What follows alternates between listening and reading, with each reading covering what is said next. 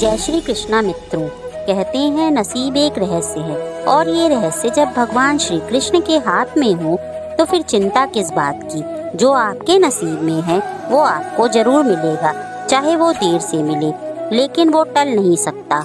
आज हम इस वीडियो के माध्यम से समझेंगे नसीब का रहस्य भगवान श्री कृष्ण के दृष्टिकोण से। एक ऐसा दृष्टिकोण जो आपकी सोच और जीवन को बदल देगा।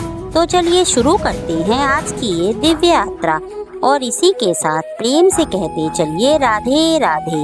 मित्रों, आपने कभी इस बात पर गौर किया है कि नसीब क्या है? क्या नसीब वो है जो जन्म के साथ तय हो जाता है या नसीब वो है जो हमारे कर्मों से बनता है? श्रीमद् भागवत गीता में भगवान श्री कृष्ण कहते हैं कर्मण्येवाधिकारस्ते मा फलेषु कदाचन, अर्थात तुम्हारा अधिकार केवल कर्म पर है, फल पर नहीं। तो क्या फल यानी नसीब भगवान तय करते हैं? इसका जवाब हाँ भी है और नहीं भी। भगवान हमें अवसर देते हैं, रास्ता दिखाते हैं, लेकिन उस रास्ते पर चलना हमारा कर्म है। नसीब केवल बीज है, पेड़ लगाना हमारा काम है। भगवान श्री कृष्ण कहते हैं जीवन एक युद्ध है। जैसे अर्जुन को कुरुक्षेत्र में उसके नसीब ने उसे युद्ध के बीच ला खड़ा किया, लेकिन जीत उसके कर्म से हुई। भगवान श्री कृष्ण ने कहा है कि जब तक मनुष्य अपने धर्म और कर्तव्य को नहीं समझता, तब तक वह केवल नसीब को कोसता रहता है। जो उसके नसीब में है वो आपको मिलेगा जब आप इसके योग्य बनेंगे। इसलिए भगवान सिर्फ राह दिखाते हैं, वो संकेत देते हैं, लेकिन उसके लिए प्रयत्न तो सिर्फ आपको ही करने पड़ेंगे।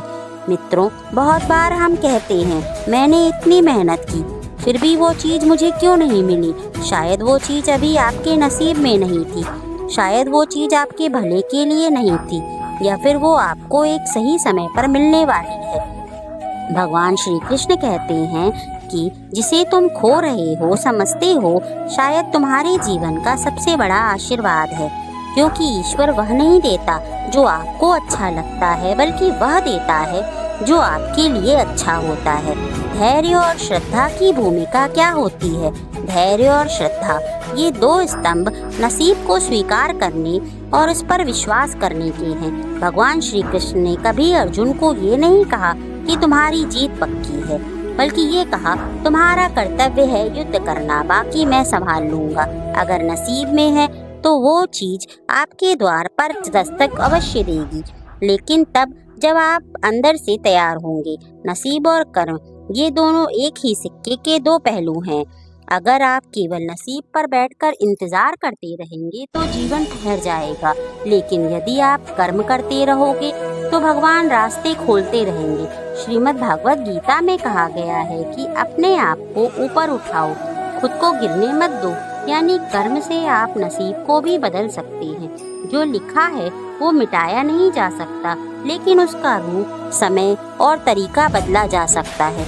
सुदामा का नसीब गरीब था, लेकिन उसकी कर्म, भक्ति और सच्चाई से भरपूर था, और जब वह श्री कृष्ण के द्वार पर पहुंचा तो उसका नसीब चमक उठा। इससे पता चलता है कि जब समय आएगा नसीब खुद चलकर आएगा। और इसी के साथ प्रेम से कहिए राधे राधे। एक बार एक बच्चा बार बार प्रतियोगिता में फेल हो रहा था। उसने भगवान से प्रार्थना की कि मुझे सफलता चाहिए। एक दिन वो विफलता से टूट गया और बोला, भगवान तू है भी या नहीं? रात को भगवान उसके सपने में आए और बोले, तू जब तक खुद को कमजोर समझता रहेगा नसीब तेरे पास नहीं आएगा। उठो और कर्म करो। उस दिन से उसका जीवन बदल गया। अब प्रश्न ये उठता है कि हम जीवन में नसीब की प्रतीक्षा कैसे करें? इसके लिए सबसे पहले ये स्वीकार करें कि हर चीज एक समय पर होती है। हर असफलता को एक सीख समझें, हर दिन को बेहतर बनाने का प्रयत्न करें और ईश्वर पर भरोसा रखें। और एक बात हमेशा याद रखें, जो होगा वो अच्छा होगा, जो हो रहा है वह भी अच्छा हो रहा है, और जो होगा वह भी अच्छा ही होगा।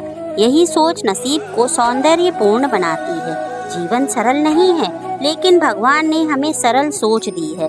जो नसीब में है वो आपको जरूर मिलेगा, लेकिन जब आप इसके योग्य बनेंगे। इसलिए मेहनत करें, विश्वास रखें और भगवान की शरण में रहें।